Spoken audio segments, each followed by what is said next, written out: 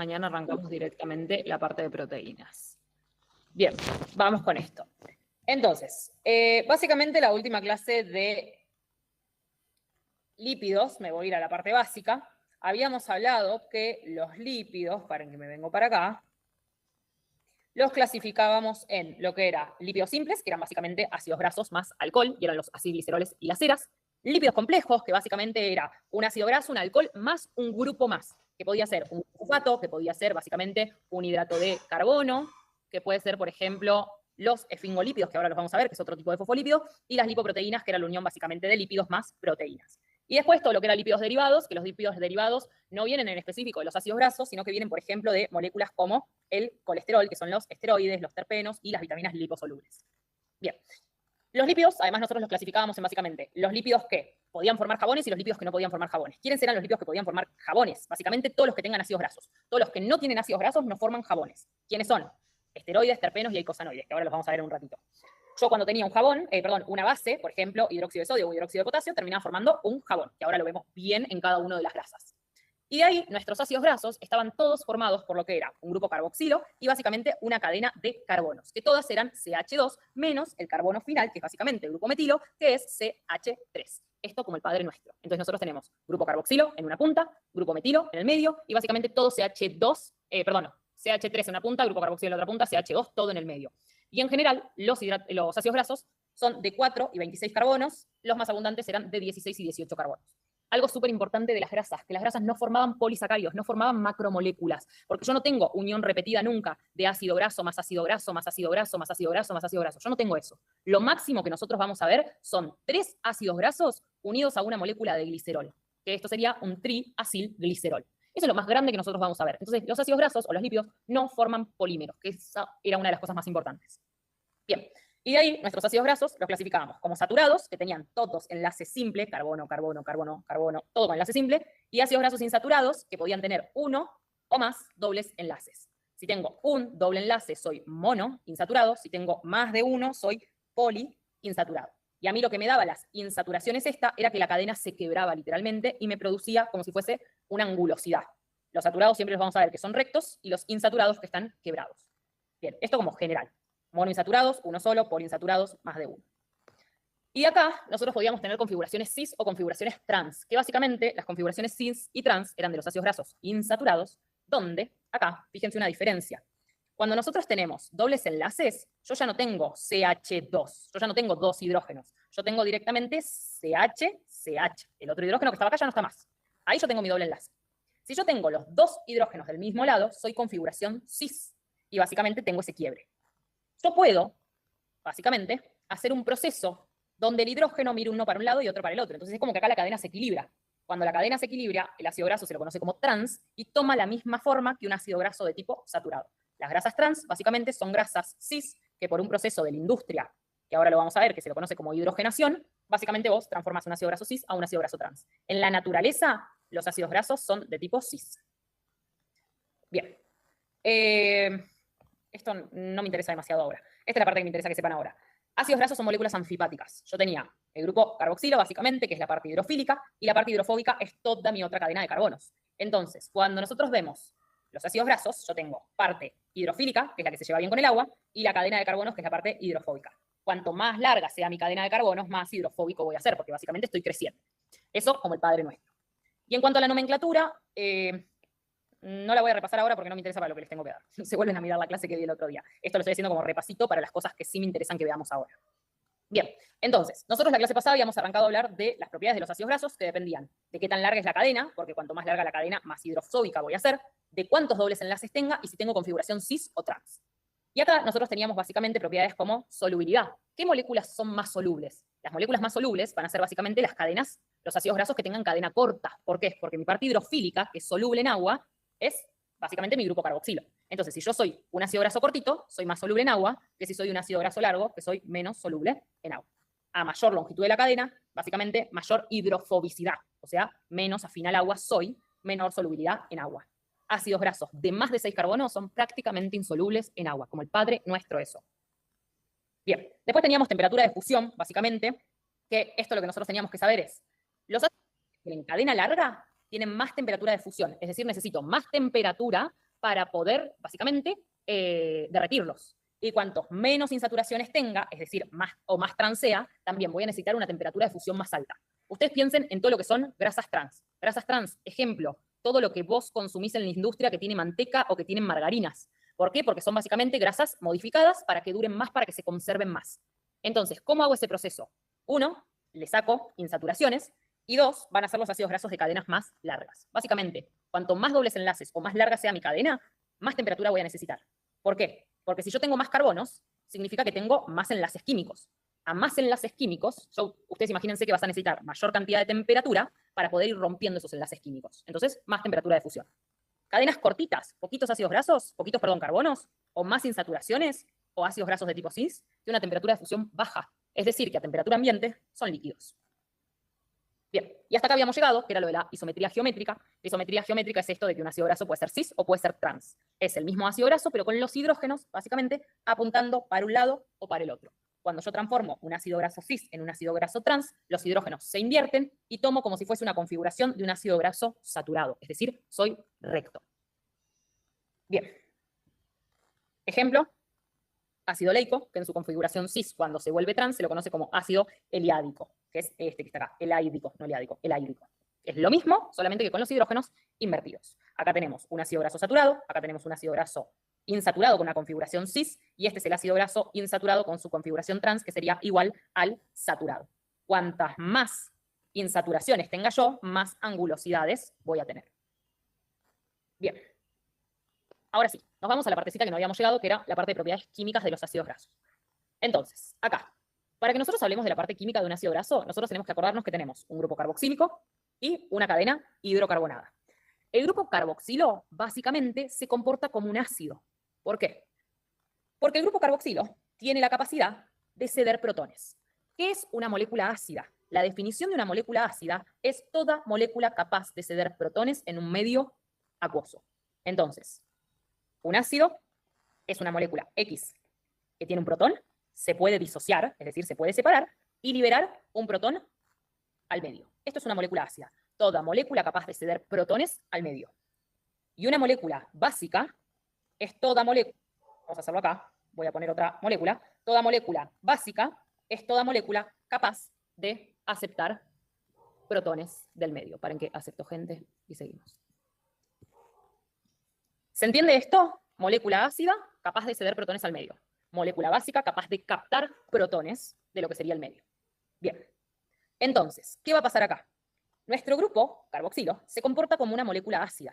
Entonces, ¿qué hace? El grupo carboxilo, esta sería mi cadena de carbonos, mi grupo carboxilo, cede un protón directamente al medio. Cuando cede un protón al medio, se libera, y eso es lo que le da básicamente el carácter ácido. Ahora, ¿qué va a pasar acá? ¿Cómo se comporta con toda la cadena? Cuanto más larga es mi cadena carbonada, menor es mi solubilidad en agua. Cuanto más larga es mi cadena carbonada, menor es mi solubilidad en agua. Y este grupo carboxilo, para poder ceder esos protones, lo tiene que hacer en agua. Entonces, ¿qué te estoy queriendo decir? Que si vos tenés una cadena corta, sos muy soluble en agua. Como sos soluble en agua, tu grupo carboxilo se comporta como un ácido y puede ceder protones, porque estoy en un medio acuoso. Si tengo una molécula muy larga, básicamente, mi grupo carboxilo no cede protones al medio, entonces soy una molécula menos ácida. Los ácidos grasos largos casi no se disuelven en agua. Si no se disuelve en agua, no se comporta como un ácido. ¿Se entiende?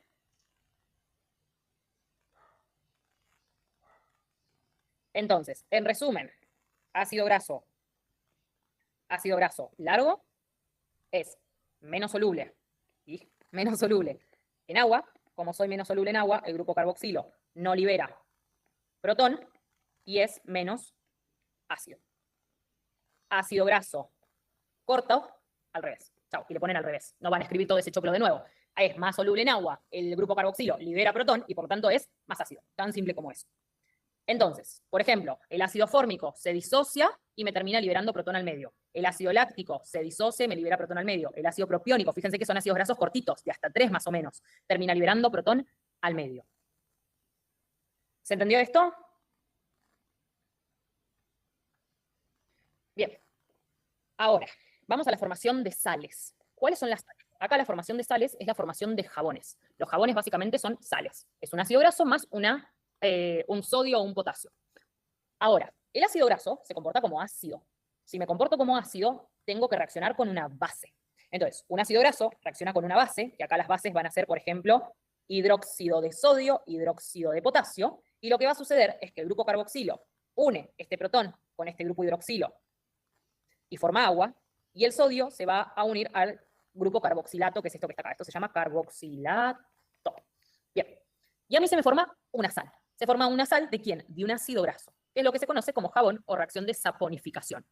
Entonces, acá tenemos un ejemplo donde yo tengo un ácido, que en este caso es un triglicérido. Acuérdense que el triglicérido, yo se los conté, es una molécula de glicerol más 3 ácidos grasos, ¿sí? Hagamos de cuenta que estos 3 ácidos grasos es el ácido mirístico. Ácido mirístico, que está unido al glicerol, se combina, por ejemplo, con el hidróxido de sodio y forma directamente un miristato de sodio más agua. Este es mi jabón. Esto que está acá es mi jabón. ¿Cómo le llamas al jabón? Cambias el ico por ato y le agregas el ion. El ácido estiárico forma esteriato de sodio. El ácido palmítico, palmitato de sodio. El ácido mirístico, miristato de sodio. Esto que está acá son tus jabones. Así se forma un jabón. Bien. Ahora, ¿qué pasa? Los jabones casi siempre vos los formás con un metal, con sodio o con potasio. Y son los que funcionan como detergentes y los que te terminan formando espuma.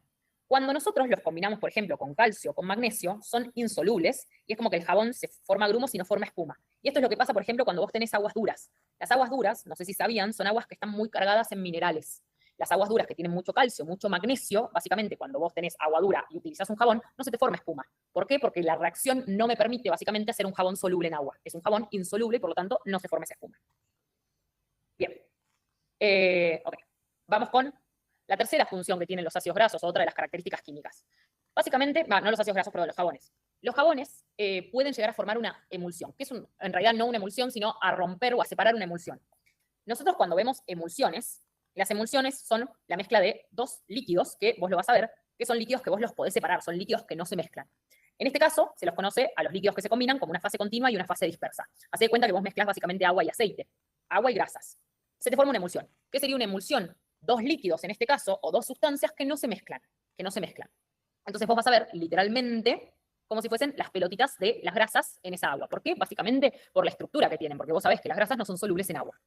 Ahora, cuando vos no tenés jabón, se forma una emulsión inestable. En esta emulsión inestable vos ves bien separadas estas gotitas de grasa. ¿Qué hace el jabón?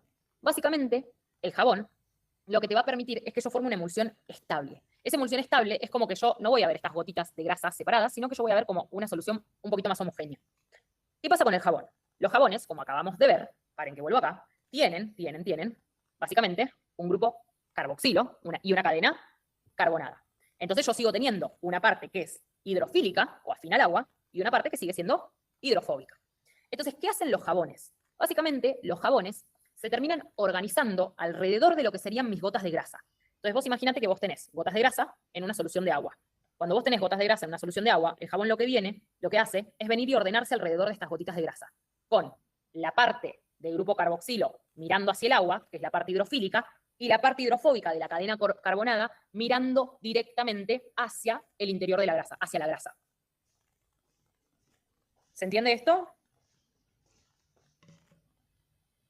Bien, entonces, ¿qué me pasa a mí? La grasa me queda atrapada en el centro, me quedan cargas negativas externas de los grupos carboxilos, que es como que se repelen entre sí, y las moléculas de agua ya pueden rodear esas gotitas de grasa. Y eso me permite, por ejemplo, eliminar la grasa. Entonces, nosotros cuando vemos moléculas de jabones tenemos una cabeza polar y una cabeza apolar, que es básicamente la cadena hidrocarbonada. Bien, esto que está acá, estas soluciones que tienen una molécula anfipática, acuérdense que una molécula anfipática es una molécula que tiene una región hidrofílica y una hidrofóbica y la grasa en el medio, esto es lo que se conoce directamente con el nombre de micelas, ¿sí? Las micelas es esto, es cuando yo agrego jabón, la parte hidrofílica mira hacia afuera y es la que toma contacto con el agua, y la parte hidrofóbica es la que mira directamente hacia el interior, tipo mirando a las grasas. Ejemplo, esto sucede en nuestro cuerpo, obviamente no con jabones, pero esto lo hacemos nosotros cuando consumimos grasas. ¿Por qué? Porque vos cuando consumís grasas, las grasas que consumís son básicamente triglicéridos, esos 3 ácidos grasos unidos a una molécula de glicerol, que entran, por ejemplo, a tu estómago, entran a tu intestino, y vos acá, en tus órganos, tenés básicamente agua. Entonces, ¿qué hacen estas gotas de grasa? Estas gotas de grasa vienen y se unen todas entre ellas y te forman una gran gota de grasa. ¿Viste que cuando vos básicamente tirás aceite en agua, sí, vos ves gotitas, pero esas gotitas es como que tienden a unirse y te termina formando esto, te forma como una gran gota de grasa. Ahora, yo necesito que esta gota de grasa se separe de nuevo en gotitas más chiquititas. ¿Por qué? Porque yo así, como si fuese una pelota enorme, me va a ser muchísimo más difícil romperla que si tengo pelotitas chiquititas y puedo venir y atacar a una por una. Este es el objetivo de los jabones. En tu cuerpo pasa algo muy parecido. Vos, cuando se te forma esta gran gota de grasa, tenés unas moléculas, que se las conoce, ya las vamos a ver más adelante, como sales biliares. No me interesa que se sepan el nombre, me interesa que sepan que hacen lo mismo. Son unas moléculas que tienen una parte que se lleva bien con el agua y una parte que se lleva mal con el agua. Ellas vienen y te separan esta gran gota de grasa de nuevo en gotitas. ¿Cómo te las separan? Rodeándolas. Entonces yo voy a tener mis moléculas anfipáticas rodeando a cada una de mis gotitas de grasa con su parte que puede tocar la grasa y con su parte que puede tocar el agua, y esto a mí me permite después venir e ir rompiendo a una por una, en vez de estar rompiendo una pelota enorme de grasa. Entonces, ¿cuál es mi objetivo acá? Separarlas. ¿Se entiende? Bien, bien, bien, bien. Ok, nos vamos a la cuarta característica de los ácidos grasos. Ácidos grasos, dijimos que básicamente podían reaccionar con alcoholes. Cuando un ácido graso reacciona con un alcohol, por ejemplo, en un medio ácido, yo termino formando lo que se conoce directamente como un éster, ¿sí? Entonces dijimos que el ácido puede reaccionar con alcoholes. Cuando reaccionamos con alcoholes en un medio ácido se forma un éster. Lo que va a pasar acá es muy parecido. El grupo hidroxilo reacciona con el hidrógeno del grupo carboxilo, se me forma agua y a mí me queda acá unida al oxígeno una cadena lateral. Acuérdense que el R es básicamente cadena de carbonos, son cadenas de carbonos. Le ponemos R porque puede ser cualquiera. Entonces se me produce una reacción de condensación. Ejemplo, el ácido estiárico con etanol. Le cambiás básicamente el ico por ato y lo llamas esteriato del alcohol que le mezclaste, esteriato de etilo. Acá lo vemos, ácido estiárico, vos acá tenés tu grupo carboxilo, haces reaccionar el hidrógeno con el grupo oxidrilo de acá, formás agua y unís, fíjense, tu cadenita que sería esta que está acá. Cuando haces reaccionar esto y lo unís con esa cadena, formás el esteriato de etilo. ¿Qué es el esteriato de etilo? Un éster. ¿Qué es un éster? Una grasa con un alcohol. Bien. Ejemplo, ¿qué pasa si mezclo ácido palmítico con metanol? Básicamente se forma el palmitato de metilo. Palmitato de metilo, o también se lo conoce como ácido hexadecanoico. Pero si no, es básicamente palmitato de metilo, más fácil. Entonces yo tengo, por ejemplo, una grasa. Perdón, esto no es una grasa. Denme un segundo. Este es mi ácido, este es mi alcohol, que es el glicerol, y por ejemplo yo acá uno mi molécula de glicerol con ácidos grasos. La reacción por la que nosotros formamos los triglicéridos es la formación de un éster. ¿Se entiende hasta acá? Bien. Ahora, ¿cuáles son las propiedades que están relacionadas con la cadena hidrocarbonada? Eso que vimos recién, todas estas reacciones, fueron del grupo carboxilo. Dijimos el grupo carboxilo que reacciona con tanto, tanto y tanto. Ahora vamos con la cadena carbonada.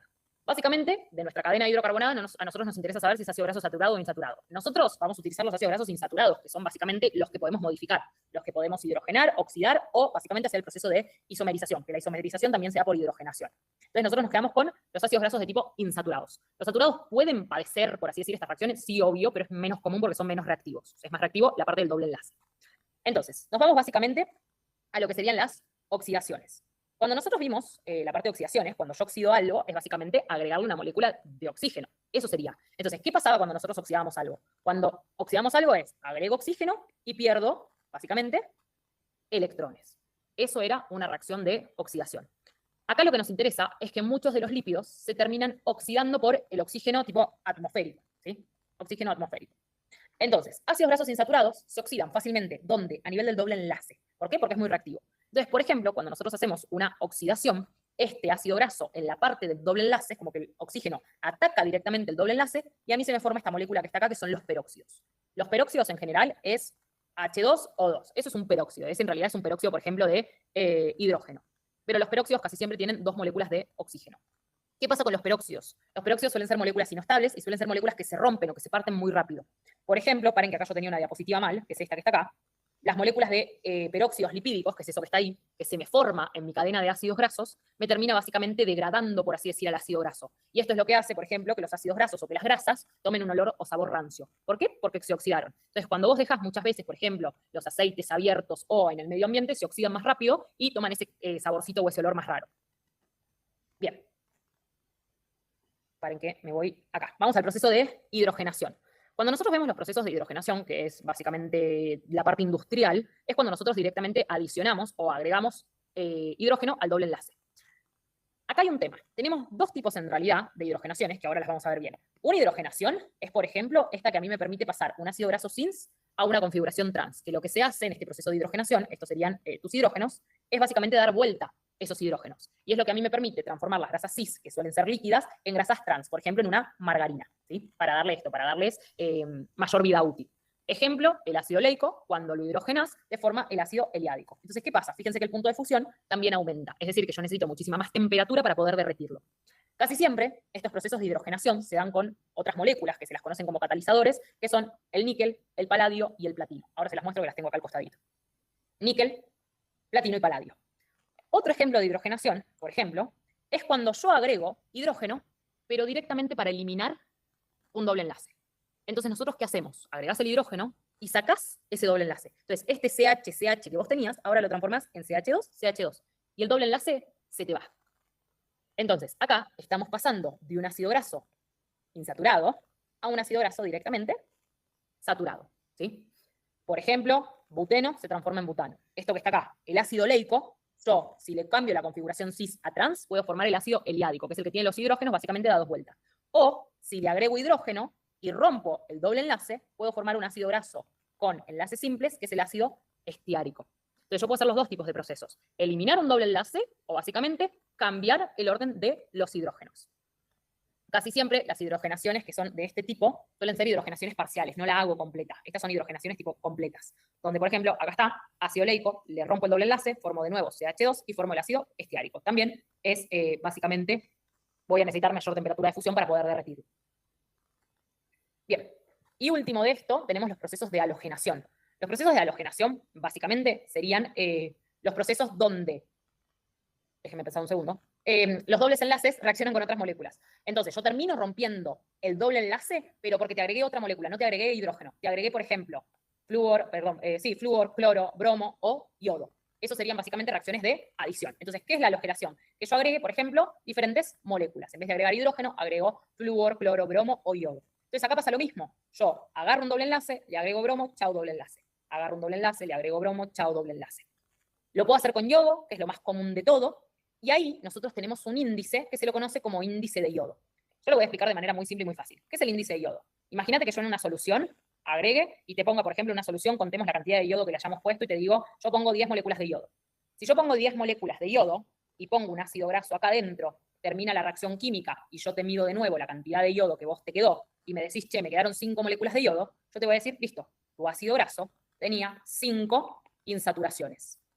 ¿Por qué? Y porque consumí 5 yodos. Si yo consumí 5 yodos, significa porque ataqué 5 dobles enlaces. Entonces, ¿qué es el índice de yodo?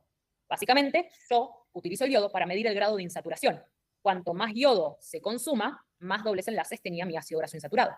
Entonces, yo esto, básicamente, lo utilizo para saber si un ácido graso tiene pocas insaturaciones o muchas insaturaciones. ¿Se entiende? Bien. Ok. De acá, nosotros tenemos lo que se conoce como ácidos grasos esenciales y ácidos grasos no esenciales. Ácidos grasos no esenciales son los que podemos formar nosotros. Básicamente, los ácidos grasos que formamos nosotros los formamos desde una molécula que se la conoce como acetil-CoA. El acetil-CoA es una molécula que tiene 2 carbonos. Entonces, nosotros, básicamente, hacemos 2 carbonos, más 2 carbonos, más 2 carbonos, más 2 carbonos, más 2 carbonos, sumas de a 2 carbonos, hasta, por ejemplo, formar ácidos grasos de 16, 18 carbonos, más o menos. Ahora, ¿cuál es nuestro problema? Que nosotros solamente podemos introducir dobles enlaces hasta el carbono número 9. Hasta el carbono número 9 yo te puedo meter dobles enlaces. Más de eso no puedo. Entonces, hay algunos ácidos grasos que nosotros no podemos sintetizar, que son los poliinsaturados. Por ejemplo, el linoleico, que tiene 2 insaturaciones, la última en el omega 6, ácido linolénico, que básicamente tiene insaturaciones, tiene 3 insaturaciones, la última en el omega 3, y ácido araquidónico, que tiene 4, la última en el omega 6. Entonces, más fácil, nosotros no podemos sintetizar ácidos grasos de omega 6 y de omega 3. Y esos los tenemos que incorporar sí o sí a partir de la dieta. Linoleico, linolénico, araquidónico. El resto los podemos sintetizar a partir de estos. Bien, ¿qué es lo importante? Que estos ácidos grasos de tipo esenciales a nosotros nos permiten formar otras moléculas que si yo no los consumo, a ver, ¿cuál sería el problema que yo no los consuma? Tengo que saber para qué me sirven. Yo no te puedo decir, che, si yo no consumo ácido linoleico, linolénico voy a tener un problema. ¿Por qué? Porque a mí me sirven para formar otras cosas que sí son importantes para mi cuerpo. Por ejemplo, me permiten formar los eicosanoides. Yo les dije la vez pasada que los eicosanoides son estos 3. Los eicosanoides son estos 3 tipos de moléculas, las prostaglandinas, los leucotrienos y los tromboxanos, que son básicamente todas tus moléculas que te participan en los procesos de inflamación. Ahora vos me vas a decir, Angie, ¿para qué carajos quiero yo moléculas que me inflaman o que participan en los procesos de inflamación? En términos generales, o sea, hacen un montón de cosas. Se encargan de hacer la contracción, por ejemplo, a veces del útero en el momento del parto, se encargan de hacer muchas cosas. Pero una reacción de inflamación, ¿vos cómo sabés que algo se te inflama? ¿Alguien se sabe las características de la inflamación? Las tienen que saber porque vos cuando tenés una infección o algo, te mirás la herida y cómo está, cuáles son las características. O cuando tenés una infección, ¿qué es lo que vos mirás en tu herida? ¿Qué tiene? ¿Cuáles son las características que tiene una herida? Bien, rubor. Es decir, se pone más rojo, básicamente. Color rojo. ¿Qué más? Bien, se hincha. Perfecto. ¿Qué más? Bien, dolor. ¿Qué más? Me falta una. Cuando vos te tocas una herida, ¿cómo está? Cuando tenés una infección. Bien, calor. Perfecto. Estas son las características de una inflamación. Ahora, ¿vos sabés por qué se te pone así?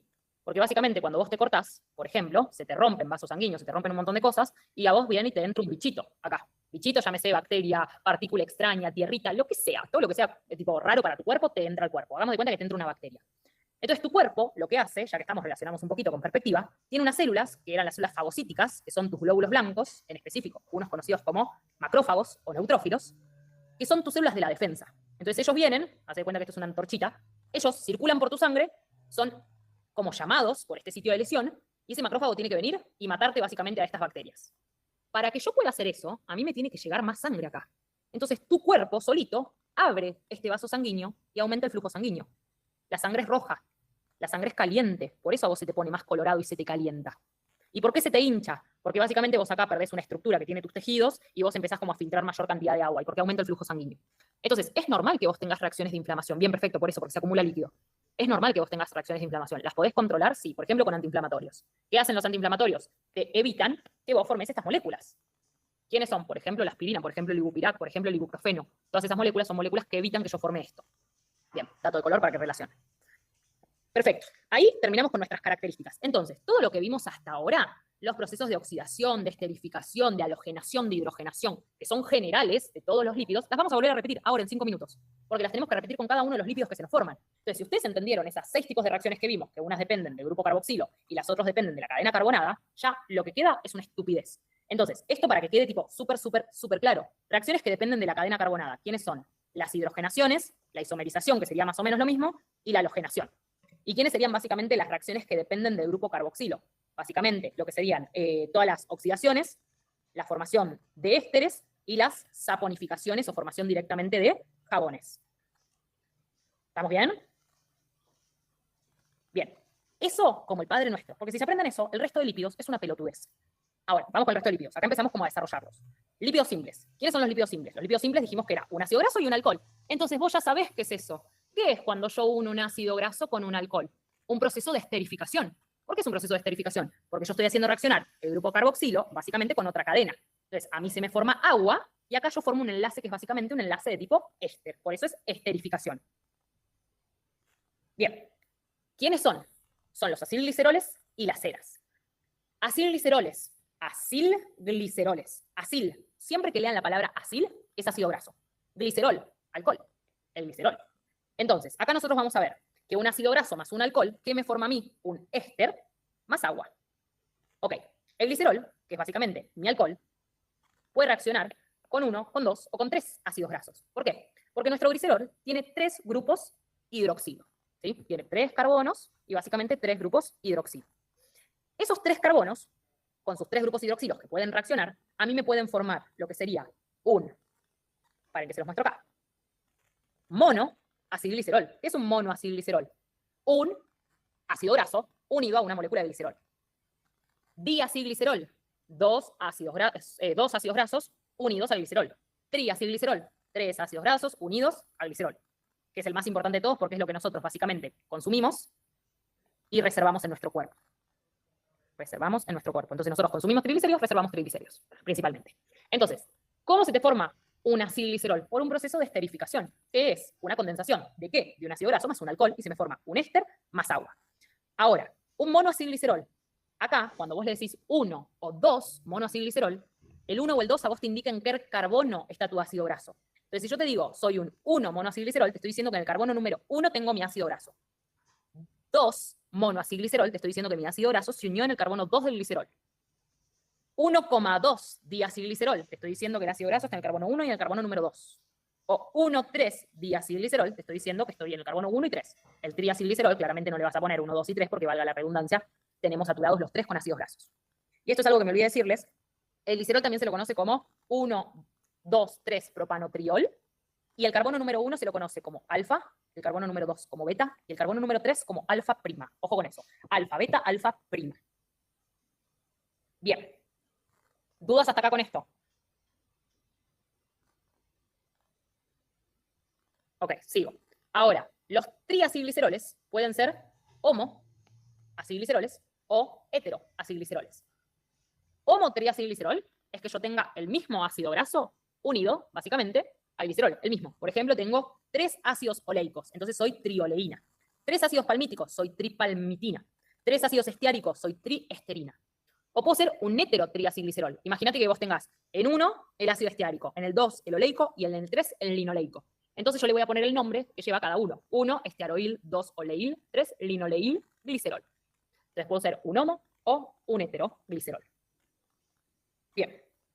Ahora, ojo que les dije que son las mismas características que vimos hace un ratito. Entonces ahí vimos esterificación. Vamos con isomerización. ¿Yo puedo tener estereoisómeros de un glicerol? Sí, obvio, perdón, de un acilglicerol. Sí, obvio.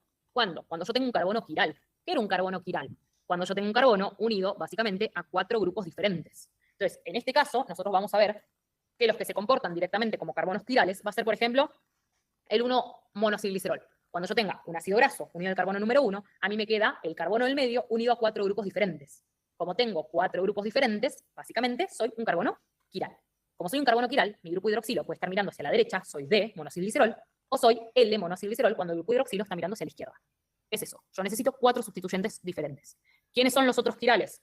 El 1,2-diacilglicerol, el 2,3-diacilglicerol. Fíjate que si tengo en el 1 y en el 2, soy un carbono quiral. Si tengo en el 2 y en el 3, soy un carbono quiral. Y si tengo en el 1 y en el 3, soy un carbono quiral. Casi siempre todos pertenecen a la serie, básicamente, L. ¿Cuándo no voy a tener carbonos quirales? Por ejemplo, cuando seamos homogliceroles. Si yo soy un homoglicerol, voy a tener el mismo grupo unido de carbono número 1 y el mismo grupo unido de carbono número 2. Entonces, en este caso, necesito tener diferentes tipos de grasas. Si yo tengo la misma grasa unida acá y unida acá, claramente no voy a ser un carbono quiral. Necesito tener grasas diferentes. Bien. Entonces, ¿qué es un acilglicerol? Un éster de glicerol con ácidos grasos. Chao, esto es más de lo mismo. ¿Qué propiedades tengo? Las mismas que vimos hace un rato. En este caso, los triglicéridos son muy poco solubles en agua. Acuérdense que estamos formados por 3 ácidos grasos y somos solubles en solventes apolares, cloroformo, éter y benceno. Los mono y diacilgliceroles, que tienen menor cantidad de ácidos grasos y que el glicerol me deja grupos hidroxilo libres, son más afines al agua, pero el triacilglicerol, que tiene los 3 grupos hidroxilos ocupados con ácidos grasos, es menos soluble. Temperatura de fusión, depende del ácido graso que lo tenga. Acá es lo mismo. Ácidos grasos largos y menos insaturados necesitan temperaturas de fusión más altas. Cadena corta y más insaturados, temperaturas de fusión más bajas. Esto, por eso les digo, es lo mismo que las características que vimos hace un ratito. Propiedades químicas, lo mismo que hace un ratito. ¿De qué dependen? De la función éster y de las dobles ligaduras. Básicamente, los ésteres, en este caso, el alcohol y sus 3 ácidos grasos, vos los podés romper en agua. Cuando los rompes en agua, el proceso se lo conoce como hidrólisis. Y suele pasar cuando calentás las grasas. Entonces haces el proceso reversible y formás glicerol y ácido palmítico. En este caso, porque estoy liberando a la tripalmitina. Entonces, ten en cuenta que cuando nosotros unimos un ácido graso más un alcohol, formamos, básicamente, vamos a ponerle 3 ácidos grasos más un alcohol, formamos un triacilglicerol más agua. Ok, te estoy diciendo que este proceso es reversible. Lo puedes hacer al revés. Agrego agua, la caliento y el triacilglicerol lo rompo y formo de nuevo alcohol y ácidos grasos. ¿Puedo hacer saponificaciones? Sí. ¿Por qué? Porque nosotros dijimos que las saponificaciones eran en todas las moléculas lipídicas que tengan ácidos grasos. ¿Mi triacilglicerol tiene ácidos grasos? Sí. Entonces, ¿qué hago? Le combino una sal fuerte, hidróxido de sodio o hidróxido de potasio, y formo básicamente una sal. En este caso, por ejemplo, si había agarrado a la triesterina, voy a formar esteriato de potasio y glicerol. Es lo mismo. ¿Los puedo hidrogenar? Sí, obvio que los puedo hidrogenar. Les puedo agregar hidrógeno, por ejemplo, más níquel, paladio, platino, que eran los catalizadores, y paso de un aceite líquido, por ejemplo, a una grasa sólida, que es lo que utilizo para formar, por ejemplo, margarinas, y formo ácidos grasos de tipo trans. Entonces nosotros acá tenemos a la trioleína, que es básicamente nuestro glicerol unido a 3 ácidos oleicos, le agregas hidrógeno y formas básicamente esto que está acá, que es la triestearina, que básicamente es lo que a mí me permite formar grasas trans. Bien. ¿Cuál es la función principal de los triglicéridos en tu cuerpo? Son reserva energética. Nosotros, lo que conocemos como grasa, como tal, cuando vos decís, tengo mayor cantidad de tejido adiposo, tengo más grasa, son unas células, que se las conocen con el nombre de adiposito, que en el medio, en su citoplasma, tiene una gran gota de grasa. ¿Qué es esta gran gota de grasa? Reserva de energía. Tu grasa es reserva de energía y además básicamente te protege, te permite generar calor, etc. Bien, las grasas te aportan, cuando las consumís, 9,3 kilocalorías, en cambio los hidratos de carbono y las proteínas 4,1 kilocalorías. Y algo más les estaba por decir esto. Los hidratos de carbono, perdón, los lípidos nos dan un mayor rendimiento energético. ¿Por qué? Porque tienen más carbonos. Acuérdense que una molécula de glucosa, nosotros la habíamos visto, tiene 6 carbonos. Yo te estoy diciendo que un ácido graso, aproximadamente los más comunes que nosotros utilizamos, tienen 16, 18 carbonos. Son muchísimo más grandes. Como son muchísimo más grandes, yo los puedo romper más. Cada vez que yo rompo un enlace químico, libero energía. La molécula de glucosa tiene solamente 6 carbonos. Si tengo 6 carbonos, puedo romper solamente 6 moléculas de carbono. Como rompo solamente 6, ¿qué va a pasar? Básicamente libero menos energía. Cuanto más carbonos tenga, más energía voy a poder liberar. Bien. Ahora, ¿por qué nosotros utilizamos principalmente hidratos de carbono en vez de grasas? ¿Por qué tu energía rápida son los hidratos de carbono y no las grasas? Pues imagínate el tiempo que me lleva a mí romper 16 carbonos. Entonces, esa energía que yo utilizo, por ejemplo, cuando hago ejercicios físicos de alta intensidad en realidad prolongada, no de alta intensidad, de intensidad prolongada. Cuando voy a correr mucho tiempo, cuando camino más tiempo, cuando hago más aeróbico. Cuando hago ejercicios de alta intensidad que mi cuerpo necesita energía tipo ya, por ejemplo, hago carreras de sprint, esas que salís corriendo bien rápido y bien cortito, utilizás glucógeno como fuente de energía porque lo rompes más rápido. Bien. ¿Se entendió todo esto? Ok. Nos vamos básicamente a la parte de las eras. ¿Qué serían las eras? Las eras son ésteres, entonces vos ya sabés que es básicamente un ácido graso con un alcohol. ¿Cuál es la diferencia? Que no tienen básicamente glicerol. Se utiliza un alcohol más largo y tampoco voy a utilizar 3 ácidos grasos. Utilizo un alcohol que se lo conoce en realidad como alcoholes, si los puse acá así, monovalentes. Los alcoholes monovalentes son los alcoholes que tienen un solo grupo hidroxilo. Uno solo. El glicerol tiene 3 grupos hidroxilo. Entonces, por ejemplo, yo hago reaccionar este alcohol, que está acá, que tiene un grupo hidroxilo, con un ácido. ¿Sí? Entonces tengo un ácido graso y un alcohol que suelen tener cadenas largas. Fíjate que acá te puse C30. Tiene 30 carbonos. El glicerol tiene 3. Entonces hago reaccionar un ácido graso con su grupo carboxilo, un alcohol graso, se lo conoce, que es un alcohol de cadena muy larga, con un grupo, este es grupo carboxilo, con un grupo hidroxilo, y formo un éster. Soy un éster. ¿Por qué? Porque estoy haciendo reaccionar un ácido graso con un alcohol. ¿Cuál es la diferencia? Que estoy formando una cera directamente. El triglicérido es glicerol más ácidos grasos, que son 3 máximo. Esto es un ácido graso con un alcohol muy largo, y formo una cera. Por ejemplo, en este caso hago reaccionar un alcohol que es el alcohol ese que está ahí, más el ácido palmítico, hago un proceso de esterificación, es la misma reacción, y formo una cera de abeja, que es el palmitato de milicilo. Bien, ahora, esto, por ejemplo, es la cera que producen directamente las abejas. Así está formada la cera de las abejas. Hago lo mismo, cambio la terminación ico por ato y le pongo el nombre del alcohol. ¿Cuáles son las características de estos tipos de alcoholes? Que básicamente son sólidos a temperatura ambiente, son insolubles en agua y son muy hidrofóbicos. ¿Por qué? Porque tiene una cadena de carbonos, pero eterna por el alcohol y por el ácido que yo tenía. Bien, ¿se entiende esto? ¿Cuáles son las funciones que tienen las ceras? Básicamente las ceras hacen todo lo que sería protección, impermeabilizan superficies y evitan pérdidas de agua. Lubrican piel, dedos, pelos y básicamente uñas. No quise decir dedos, dije pelos. Piel, pelos y protegen todo lo que serían las uñas. Por ejemplo, ¿dónde las vamos a encontrar? En lo que serían, por ejemplo, las plumas de las aves, en el pelaje, en la cera del oído, la cera de las abejas. Básicamente tiene protección de impermeable y de protección. Bien, y acá nos vamos a los lípidos complejos. Lípidos complejos dijimos que era alcohol más ácido graso, o sea, un éster más un componente más. Que estos lípidos podían ser, por ejemplo, los lípidos complejos, los fosfolípidos. ¿Qué son los fosfolípidos? El grupo que vos le agregás es el ácido fosfórico. Por ejemplo, un glucolípido, el grupo que le agrego es un hidrato de carbono. Lipoproteínas, es un lípido que le agregué proteínas. Entonces, dependiendo qué le agrego yo, se llama fosfolípido, glicolípido, lipoproteínas. Le pones el nombre de lo que le agregás, básicamente. Entonces, ¿qué son los fosfolípidos? Vamos con esto. Los fosfolípidos, básicamente, están formados por lo que serían un ácido fosfórico en el enlace éster. ¿Por qué? Porque yo tengo ácido graso, glicerol y un grupo fosfato. Eso sería un fosfolípido. Ahora vemos bien cómo se forma cada uno de los fosfolípidos porque van a ser diferentes, pero esto es lo importante. Son 2 ácidos grasos, un ácido fosfórico, un alcohol, y ahora nos falta una partecita, que es esta R que está acá, que son grupos básicamente polares adicionales. Pero esto sería la base. Fosfato, glicerol, ácidos grasos. Y dependiendo qué otra molécula le agregue yo, voy a tener, por ejemplo, fosfatidil etanolamina, fosfatidil colina, fosfatidil serina, fosfatidil inositol. Esto lo vemos en 5, no se preocupen, pero a mí lo que me interesa es que ustedes sepan que los glicerofosfolípidos son todas las moléculas que tienen como alcohol el glicerol. Y después tenemos otros, que se los conoce como esfingofosfolípidos, que tienen como un alcohol a la esfingosina. Todos son fosfolípidos, entonces los fosfolípidos se clasifican en 2. Glicerofosfolípidos que tienen como alcohol el glicerol, esfingofosfolípidos que tienen como alcohol la esfingosina. Lo que me interesa es que sepan que tienen ácido graso, alcohol, grupo fosfato. Y ahí yo le puedo agregar un grupo más. Me voy con esto que está acá. Entonces, glicerofosfolípidos, ¿qué es? Una molécula de glicerol que es esta que está acá, más un grupo fosfato, más 2 moléculas de ácidos grasos. Que tengo 2 ácidos grasos, entonces no tengo ocupados los 3 carbonos de mi glicerol, tengo ocupados 2 carbonos de glicerol, el 1 y el 2. 1 y 2 se unen al ácido graso y el 3 está unido al grupo fosfato. Entonces ahí me queda un glicerofosfolípido. Ahora, estos glicerofosfolípidos tienen una cabeza polar y una región apolar. Región polar, la que se lleva bien con el agua, apolar, la que se lleva mal con el agua. Obviamente la polar, fíjate que son las cadenas de carbono del ácido graso, como veníamos viendo. Y la parte polar era el grupo carboxilo que reacciona con el glicerol, y acá tiene el grupo fosfato y la cadena lateral de más. Ahora,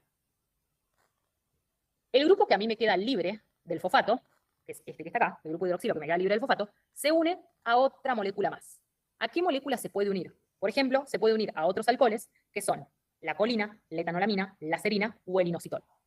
Y ahí a mí se me forma fosfatidil más fosfatidil colina, fosfatidil etanolamina, fosfatidil serina o fosfatidil inositol. Son 4 tipos de fosfolípidos diferentes: colina, etanolamina, serina e inositol. Entonces, si yo veo la fosfatidilcolina, que también se la conoce como lecitina, yo voy a ver que tengo lo básico: glicerol, ácido graso, ácido fosfórico, más un alcohol que es la colina. Fosfatidil-etanolamina, lo mismo: glicerol, ácido graso, ácido fosfórico y un alcohol que es la etanolamina. Fosfatidilserina, lo mismo pero con serina. Fosfatidilinositol, lo mismo pero con inositol. ¿Estamos bien con esto? Bien. ¿Qué hacen? Forman parte de las membranas de las células, forman parte de la membrana plasmática y de la membrana de tus organelas. Entonces, los fosfolípidos, esto se los expliqué la clase pasada, que tienen una cabeza que se lleva bien con el agua y una parte de colas que se lleva mal con el agua, se organizan de tal forma que me forman una bicapa fosfolipídica en mis membranas plasmáticas. ¿Por qué? Porque yo adentro de la célula tengo agua y yo afuera de mi célula, que es matriz extracelular, tengo agua. Entonces necesito que las cabezas miren hacia afuera y hacia adentro y me quede una región en el medio que nunca tome contacto con el agua, que son básicamente las colas de los ácidos grasos. Bien, después lo vemos más adelante, que en realidad yo no tengo los fosfolípidos todos mirando para el mismo lado o en iguales cantidades, sino que tengo, por ejemplo, colina, que mira más hacia afuera, junto con, ahora lo vemos, alefingomierina, y hacia adentro que mira más la etanolamina y la serina. Esto es por las funciones que tiene cada uno, que se ve más adelante. Y hay una molécula acá que deriva del fosfatidilinositol, que es básicamente el fosfatidil 4,5 bifosfato. Esto es muy complejo para explicar ahora, pero yo, si rompo el fosfatidilinositol, lo puedo romper, le puedo agregar más fosfatos y puedo formar el fosfatidilinositol bifosfato, es agregándole 2 fosfatos más, y esto después lo vuelvo a romper y formo básicamente mensajeros químicos dentro de la célula. O sea, más simple, yo a partir de un fosfolípido puedo formar moléculas químicas que le envían a las células señales, rompiendo ese fosfolípido en especial que es el fosfatidilinositol. Es muy complejo para verlo ahora. Bien. Funciones: forman parte de la bicapa lipídica, tienen carácter anfipático, es decir, una parte polar, una parte apolar, tienen funciones de señalización, como les dije hace un ratito, y, básicamente, estos fosfolípidos tienen como uno de sus ácidos grasos importantes al ácido araquidónico. Entonces, si dentro de estos fosfolípidos yo tengo el ácido araquidónico, si yo rompo el fosfolípido, es el que a mí me permite formar estas moléculas inflamatorias: los tromboxanos, los leucotrienos y los eicosanoides, y los prostaglandinas. Esto lo vemos más adelante, pero básicamente si rompo un fosfolípido, puedo formar estas moléculas inflamatorias o puedo formar directamente mensajeros químicos. Ponele que ahí dice mensajeros químicos. ¿Qué es esto que está acá? Se los puse como para que entiendan la referencia, pero no hace falta que se lo sepan porque esto se ve recién en primer año. Pero si yo rompo uno de estos fosfolípidos justo por una enzima que se la conoce como fosfolipasa A2, que es esa que está ahí, yo libero el ácido araquidónico, y a partir de ese ácido araquidónico, yo formo leucotrienos, que son todos estos que están acá, formo prostaglandinas, que son todas estas que están acá, y formo también a los tromboxanos. Y estas son las enzimas que participan en los procesos. Todo esto se lo ve casi a fin de primer año. Bien, pero para que entiendan cómo funcionaba. Después tengo los otros fosfolípidos, que los otros fosfolípidos no son glicerofosfolípidos. ¿Por qué no son glicerofosfolípidos? Porque no tienen glicerol. Tienen otra molécula que se la conoce como efingosina. Entonces acá cambiamos la estructura. No tengo glicerol. ¿Qué tengo? Efingosina. ¿Qué es la efingosina? Es esto que está acá. La efingosina es un amino alcohol. ¿Por qué un amino alcohol? Porque tiene un grupo amino que lo acabo de borrar, pero está acá. Este de acá es mi grupo amino. Entonces soy un amino alcohol. Acá está. Amino alcohol. Básicamente tiene un carbono número 1, que es mi alcohol primario. Después tengo un carbono número 2, que tiene el grupo amina. Después tengo el carbono número 3, que tiene mi alcohol secundario. Después tenemos carbono 4 y 5, que tiene un doble enlace. Y después el resto de los carbonos. Pero básicamente sería cómo está formada mi molécula de efingosina. ¿Qué es? Un alcohol. Eso es lo que me interesa que sepan ustedes. Ahora, acá hay un tema. La efingosina reacciona con un ácido graso en su carbono número 2, en su reacción amida con su grupo amida, y forma un enlace, que acordate que el enlace, si utiliza el grupo amida, se la conoce como enlace amida. ¿Sí? Es un enlace amida. Y se me forma esta molécula que está acá, que todo esto que está acá, o sea, alcohol más ácido graso, recibe el nombre de ceramida. ¿Qué es la ceramida? Básicamente, lefingosina unida al ácido graso, por el enlace amida. Eso es una ceramida. ¿Qué tenés que hacer vos en el paso número 2? El paso número 2 es que a este grupo hidroxilo que está acá, le agregue otro ácido graso. Entonces yo agrego otro ácido graso para que quiero ver si encuentro bien la imagen. Acá estamos. Denme un segundo. Carbono número 1. No, me confundí. No agrego otro, perdón, no agrego otro ácido graso. Agrego el grupo fosfato. Agrego un grupo fosfato y después agrego sí o sí la colina. Colina es la única molécula que voy a ir acá. Y todo esto a mí me forma esto que está acá, que es la esfingosina. Esa esfingosina básicamente tiene, perdón, esfingomielina, me confundí. Esfingomielina, que es esta que está acá.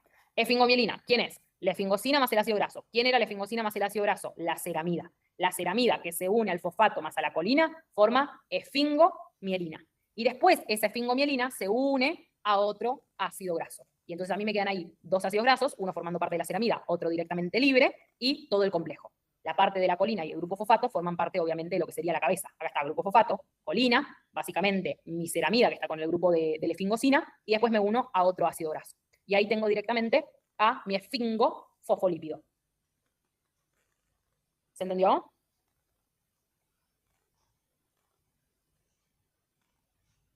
¿Chicos? Ok. Bien, ¿cuáles son las funciones? Me forman parte de las membranas y forman una estructura que es la vaina de mielina del tejido nervioso. Yo creo que esto se los había explicado. ¿Se acuerdan que yo les dije que las neuronas son básicamente unas células que tienen una forma de estrellita y después que tienen una prolongación muy larga conocida como axón? Las neuronas son las que a vos te permiten llevar información, básicamente nerviosa, llevar información de una parte del cuerpo a la otra.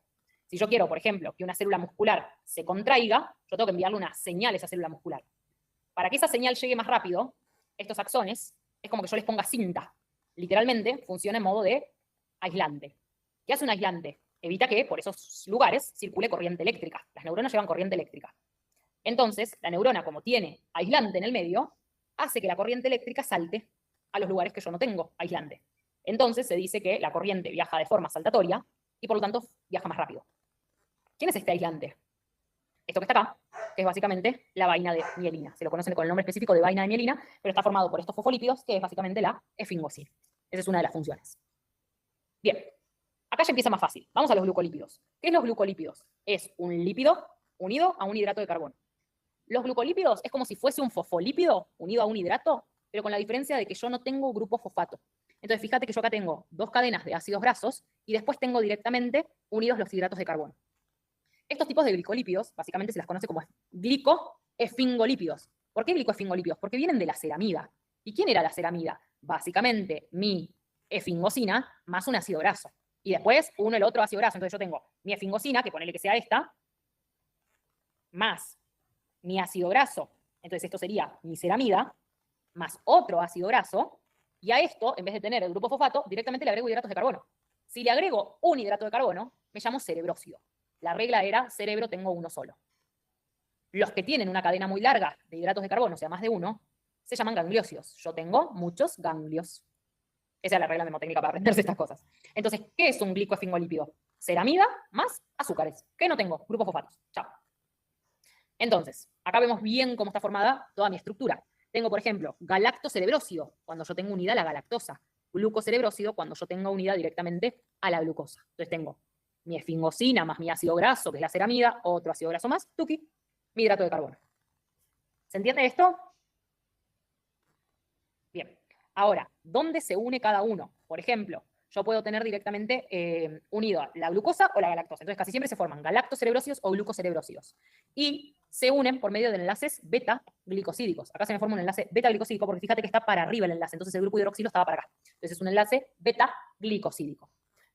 ¿Dónde los encontramos? En el tejido nervioso principalmente, y me permiten justamente formar esa vaina de mielina también como vimos recién.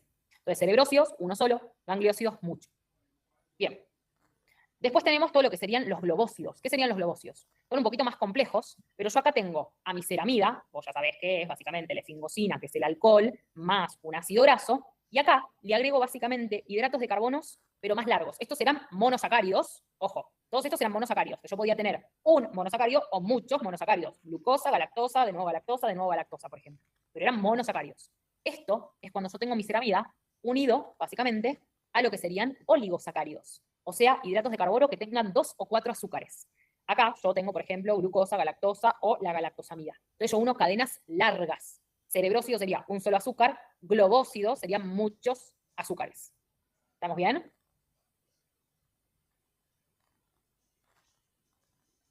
Entonces, por ejemplo, yo tengo, ahora les explico cuál es la diferencia de los globócidos con los gangliósidos, pero yo tengo cerebrócidos, que pueden ser glucosa, yo acá tengo glucosa o galactosa. Globócidos, que puedo tener glucosa, puedo tener galactosa, o puedo tener, por ejemplo, N-acetilgalactosamida. Acuérdense que la N-acetilgalactosamida es porque yo tenía básicamente una unión con el grupo amida.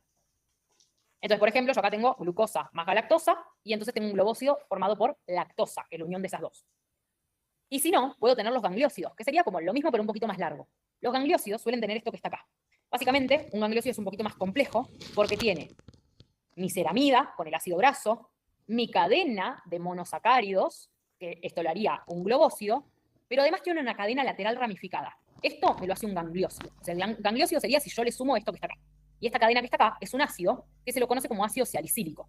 El ácido salicílico es básicamente el ácido acetilneurámico. Lo vimos en la parte de hidratos de carbono, que era un azúcar ácido que tenía cargas negativas. ¿Qué hace estas cargas negativas? Son los que a mí me atraen, principalmente cargas positivas. Por ejemplo, sodio. Y lo vemos en lo que serían, por ejemplo, toda la parte de tejidos nerviosos. Bien, entonces, esto es la base. ¿Qué es un cerebrócido? Todos tienen de base la ceramida. El cerebrócido tiene un azúcar, el globócido 2 a 4. El gangliósido tiene muchos y además tiene un ácido salicílico. Estos son neutros, el gangliósido, por tener ácido salicílico que tiene carga negativa, es negativo. ¿Qué tan complejos son? Vamos de menor complejidad a mayor complejidad. ¿Qué hacen? Forman la vaina de mielina, participan en el reconocimiento de señales o son receptores y también participan en el reconocimiento de señales. ¿Dónde lo encontramos? En el sistema nervioso. Cerebrócidos en cantidades altas, globócidos menos, gangliósidos en cantidades muy altas en el sistema nervioso.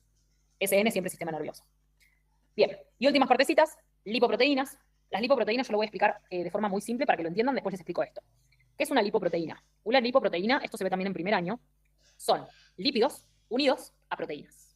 Las proteínas que participan en esto se las conoce como apoproteínas.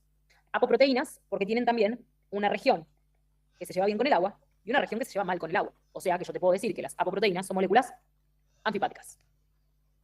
¿Quién es la parte lipídica? La parte lipídica de una lipoproteína está formada por fosfolípidos y está formada por colesterol. ¿Saben qué es lo peor de todo esto? Que ustedes saben quiénes son las lipoproteínas. Y no tienen idea, pero sí lo saben. Cuando te haces los estudios de colesterol, viste que el colesterol no te aparece solo, te aparece de dos formas. Colesterol tanto, colesterol tanto, que es lo que conocemos como el colesterol bueno y el colesterol malo. ¿Cómo aparece? ¿Quién se lo acuerda? Son 3 letras que tiene cada uno. Colesterol A, bien. Colesterol HDL. ¿Y la otra? Bien, perfecto. Colesterol LDL y HDL. Adivinad qué son HDL y LDL. Lipoproteínas. En reglas generales, una lipoproteína son un complejo de lípidos y de proteínas que llevan lípidos. ¿A quiénes llevan acá? Al colesterol. Yo lo voy a explicar, como les digo, con mis palabras y bien, bien, bien simple.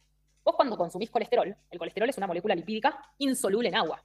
Entonces, vos comés colesterol, buenísimo. El colesterol, básicamente, vos lo tenés que meter a tus células, y este proceso ya lo sabés, de tus células, de tu intestino, de las células de tu intestino, tiene que pasar a la sangre, para que yo lo pueda distribuir por todo el cuerpo. ¿El colesterol es bueno? Sí.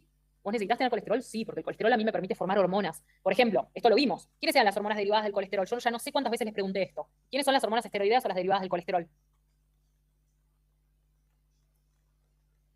Vale, yo estoy segura que más de 4 clases les vengo preguntando lo mismo porque lo tienen que saber. ¿Cuáles son las hormonas esteroideas? ¿Qué es lo que nosotros conocemos como esteroides, los que se inyectan esteroides? ¿Relacionen? Bien, todo lo que son hormonas sexuales. Hormonas sexuales, por ejemplo, testosterona, estrógenos, progesterona. Perfecto. Después vamos a seguir viendo el cortisol, por ejemplo, es una molécula que viene del colesterol. Vos en tus membranas plasmáticas tenés colesterol. Entonces, el colesterol es una molécula fundamental que vos tenés que consumir o la podés formar, no importa. Pero ese colesterol llega a un punto que tiene que pasar a tu sangre para que vos lo puedas distribuir y se los puedas llevar a estas células que forman estas moléculas. Ahora, ¿cuál es el problema? El colesterol es una molécula lipídica. Todas las moléculas lipídicas son insolubles en agua. Entonces, vos cuando las transportés por tu sangre, es como que las tenés que transportar en una bolsita. Esa bolsita, que es esta que está acá, esta bolsita, y esto que está acá en el medio es colesterol, esta bolsita que está acá es la lipoproteína. ¿Qué es la lipoproteína? Una bolsita formada por lípidos y por proteínas que lleva colesterol. ¿Cómo se llama la bolsita? HDL o LDL. ¿Y qué llevan? colesterol. Esa es tu lipoproteína. Ahora, vamos por lógicas. Si yo llevo colesterol en el medio y afuera vos sabés que tenés agua, ¿qué tenés que hacer? Te tengo que poner moléculas anfipáticas. Vamos de nuevo. Moléculas que puedan mirar hacia el agua y moléculas que puedan mirar hacia una grasa. Entonces, ¿qué voy a utilizar? Fosfolípidos y unas proteínas especiales que tienen la capacidad de mirar hacia el agua y mirar hacia los lípidos que están adentro. Ah, así llevas vos también triglicéridos por tu cuerpo. Llevas colesterol y llevas triglicéridos. Entonces, esto que está acá es una lipoproteína. ¿Qué es una lipoproteína? Un conjunto de lípidos más proteínas que llevan en el medio más lípidos. ¿A quiénes llevas? A los triglicéridos y al colesterol. ¿Cómo está formada? Por fosfolípidos y por estas cosas que están acá, que son las apoproteínas, que tienen una parte hidrofílica y una parte hidrofóbica. ¿Se entendió eso? Bien. Si entienden eso, el resto lo van a entender, porque es justamente esto. O sea, lo que está escrito acá es eso. Entonces, los lípidos, vos sabés que son hidrofóbicos, por lo tanto, no los puedo transportar por la sangre que tiene agua. Entonces, ¿qué haces? Los asociás a proteínas. ¿Cómo se llaman? Lipoproteínas. ¿Qué transportan? Triglicéridos y colesterol. Ahora se las explico cuáles son cada una. ¿Cómo están formadas? Por un interior apolar. ¿Qué tiene el interior? Triglicérido o ésteres de colesterol. Ya les explico qué es un éster de colesterol. ¿Y cómo está formada tipo la pared, la envoltura? Por fosfolípidos, por apoproteínas y por el colesterol libre. Entonces tengo una parte hidrofóbica, una parte polar. Yo acá no les aclaré una cosita, para no confundirlos, porque primero quería que me entiendan esto. Nosotros tenemos dos tipos de colesteroles. El colesterol libre es colesterol solo, que puede estar formando parte de mis membranas plasmáticas y siempre se encuentra entre medio de los fosfolípidos. Y después, nosotros tenemos un colesterol, que se lo conoce como colesterol esterificado, que es que cuando yo agarro un colesterol y le agrego un ácido graso. Esto que está acá, a mí me forma ésteres de colesterol. Ese tiene que estar sí o sí en el medio. Sí o sí en el medio. Entonces, yo en mi bolsita llevo ésteres de colesterol y triglicéridos. Y en mi pared tengo fosfolípidos, apoproteínas y colesterol libre. ¿Quiénes son las lipoproteínas? Kilomicrón, que es la que me lleva triglicéridos desde el intestino delgado al hígado. Esto es lo primero que hago cuando yo como. VLDL, IDL y LDL, que son la misma familia. Nosotros en general conocemos la LDL, porque es la que me queda al final. Pero primero se forma la VLDL, después la IDL y por último me queda la LDL. Son la misma familia y llevan colesterol. Y la HDL, que es una lipoproteína bien chiquitita, es high density, por eso es lipoproteína de alta densidad, que básicamente esta suele llevar colesterol también. Yo acá se los voy a resumir, como para que entiendan el proceso. Esto, como les digo, se ve bien en primer año, pero es para que entiendan esta base.